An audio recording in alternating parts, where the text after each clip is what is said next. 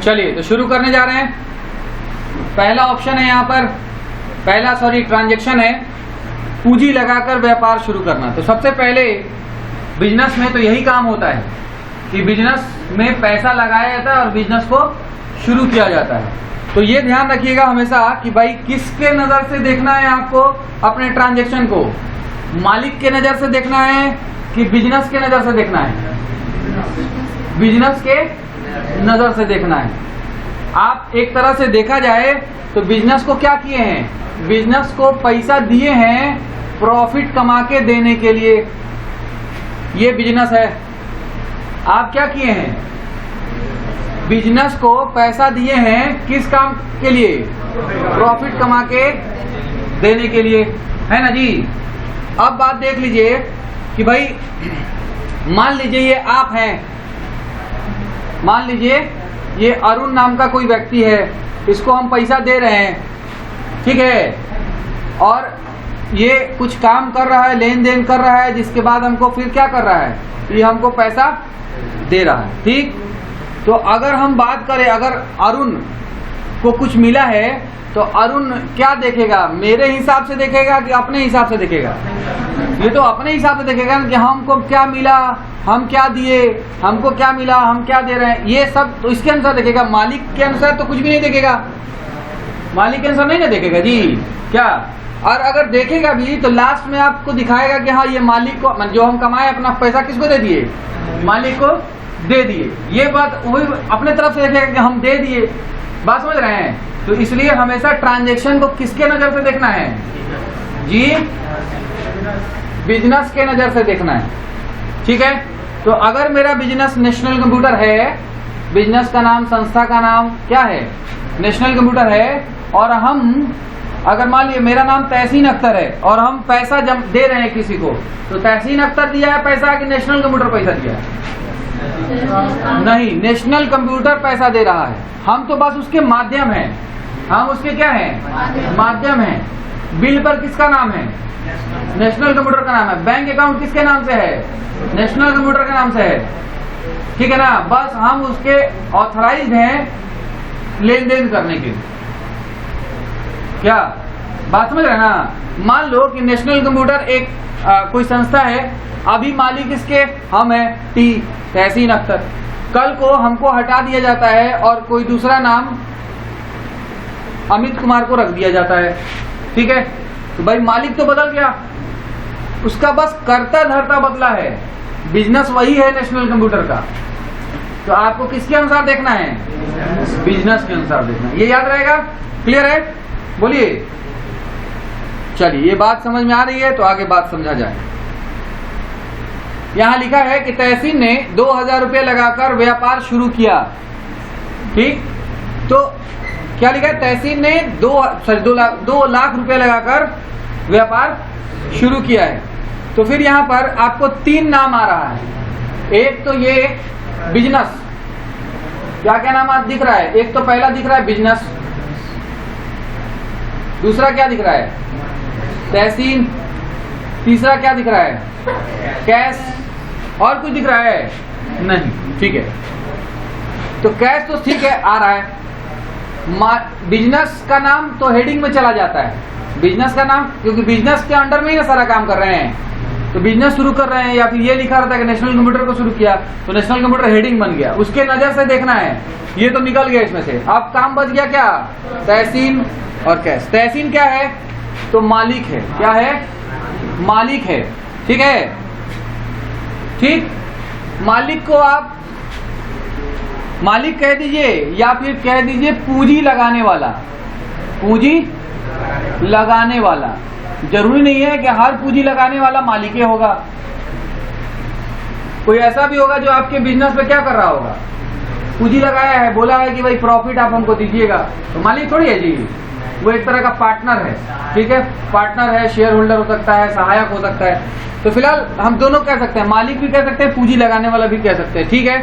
तो भाई पैसा आ रहा है कि जा रहा है, जा रहा है। अभी तो बोले बिजनेस के हिसाब से देखना है, बिजनेस शुरू किया गया है पैसा लगाकर, तो बिजनेस में पैसा आ रहा है कि जा रहा है, जा रहा है। कहाँ से भाई, बिजनेस में पैसा आ रहा है, बिजनेस में पैसा क्या हो रहा है, आ रहा है। भाई बिजनेस में पैसा लगाओगे तो बिजनेस के पास पैसा आएगा कि चला जाएगा, तुम्हारे पास से ना पैसा जाएगा, बिजनेस में क्या होगा, पैसा आएगा, बिजनेस में पैसा आएगा। तो कैश यहाँ पर आ रहा है और देने वाला कौन है, तो मालिक है, ठीक है। तो मालिक जब पैसा लगाता है, पूंजी लगाता है, तो मालिक को सिर्फ उसका नाम नहीं लिखते हैं, उसके साथ क्या लिखते हैं, कैपिटल लिखते हैं। क्या लिखते हैं, कैपिटल लिखते हैं। थोड़ा बात समझ लीजिए, आप अगर मालिक कह रहे हैं, ठीक है, नाम अगर कह रहे हैं, तो आप तहसीन भी लिख सकते थे, लेकिन तहसीन नहीं लिखेंगे, तहसीन कैपिटल लिखेंगे। लिखने का मतलब यहाँ पर कैपिटल ही है, लेकिन यहाँ पर आप सिंगल कैपिटल भी लिख सकते थे और तहसीन कैपिटल भी लिखे हैं। तो भाई सिंगल कैपिटल लिखने से क्या नुकसान था, इस तरह लिखने से क्या फायदा है। मान लीजिए 2 आदमी है, 2 पार्टनर है, तो फिर पता चलेगा ना कौन 50,000 लगाया है, कौन 1 लाख लगाया है। और खाली कैपिटल लिखेंगे तो कैसे पता चलेगा किसका कितना पैसा है, नहीं ना पता चलेगा। तो जब एक से अधिक मालिक है तो उसके साथ नाम जोड़ दीजिए, जरूर जोड़ दीजिए। लेकिन अगर सिंगल मालिक है तो फिर खाली कैपिटल भी लिख सकते हैं, ठीक है। अब देखो, अब तहसीन नाम तुम देखे होगे, तो भाई ये तो नाम है किसी व्यक्ति का, तो ये पर्सनल होना चाहिए, ठीक है, पर्सनल भी मान सकते हो। और ये कैपिटल पूंजी है, बिजनेस के लिए क्या है, पूंजी है, इनकम है ना जी। तुम इनकम भी मान सकते हो, दोनों में से कोई मान लो। अगर तुम पर्सनल मान रहे हो तो तहसीन को पैसा देने वाला है कि तहसीन पाने वाला है, देने वाला है, तो क्रेडिट हो जाएगा। बात समझ आ रही है। चलो इनकम मानते हैं इसको।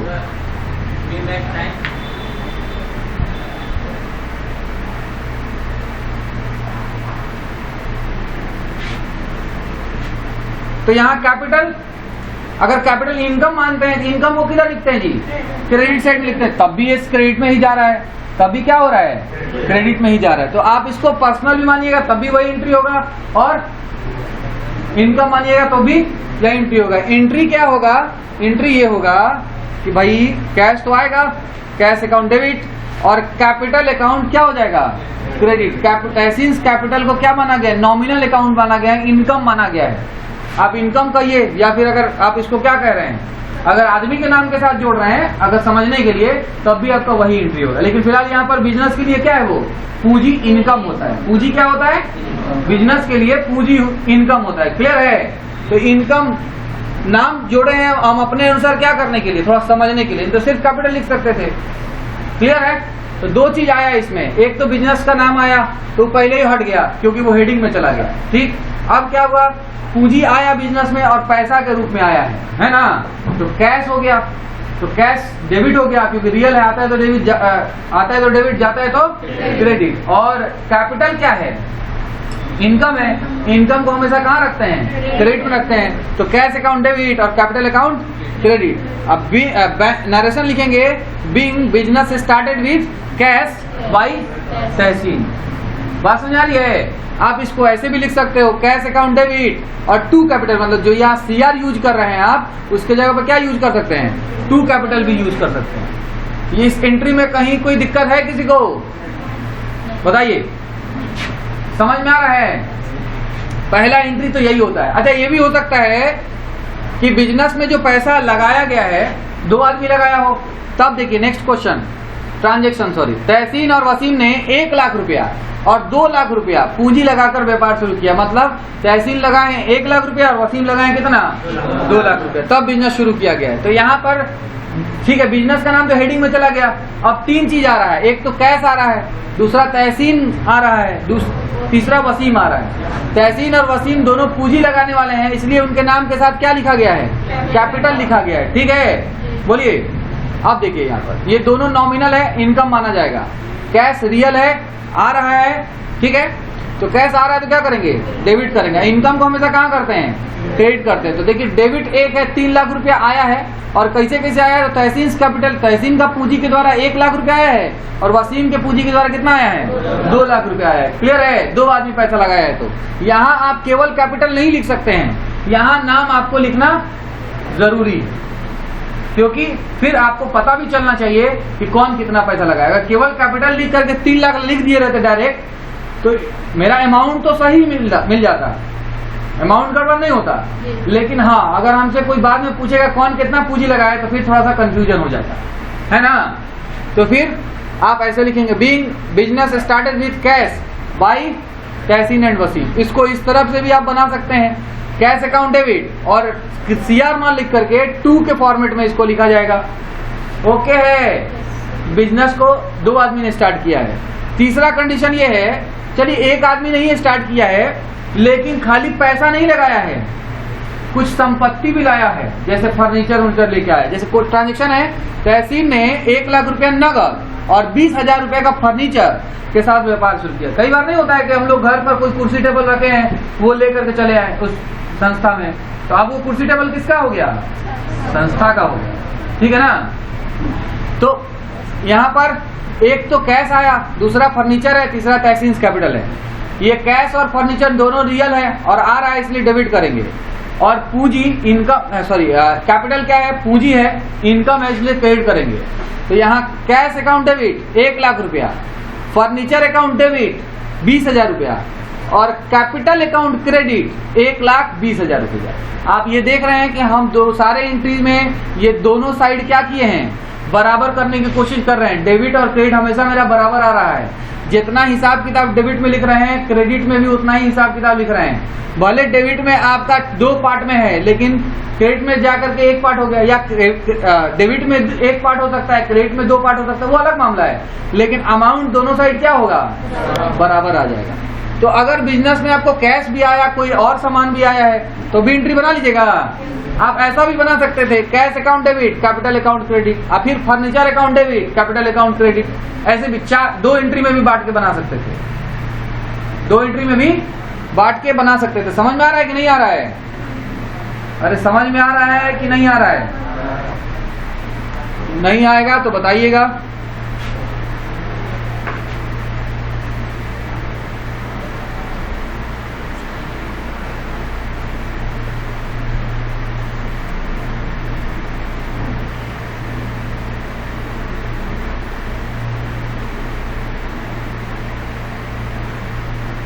अगर आपको ऐसा लगता है कि नहीं इसको 2 पार्ट में बनाना चाहिए, तो क्या बना सकते हैं? देखिए तो कैश अकाउंट क्या जी? डेबिट कितना? थोड़ा सा प्रॉब्लम कर रहा है बोर्ड। 1 लाख रुपया। और कैपिटल क्या होगा? कैपिटल अकाउंट क्रेडिट कितना? 1 लाख रुपया ही होगा। दूसरा एंट्री क्या बनाना पड़ता है? फर्नीचर अकाउंट डेबिट और क्या? Capital account credit. ठीक है जी, बोलिए। आप जरा देखिए इसमें कितना है? 20,000 है। इसमें कॉमन कौन हो रहा है? कैपिटल। कैपिटल कॉमन हो रहा है, एक जगह जोड़ के बना दिया गया, ठीक है। और इन दोनों डेबिट को क्या कर दिया गया? अलग अलग यहाँ पर लिख दिया गया। समझ में आ रहा है? तो आप ऐसे 2 फॉर्मेट में भी लिख सकते हो, 2 अलग अलग पार्ट में भी बांट के लिख सकते हो, ठीक है ना, या एक में भी मिक्स करके लिख सकते हो। क्लियर है? बोलिए। नहीं समझ में आ रहा हो तो बताइएगा, हाँ मत बोलते जाइएगा। क्लियर है? आगे बढ़ा जाए।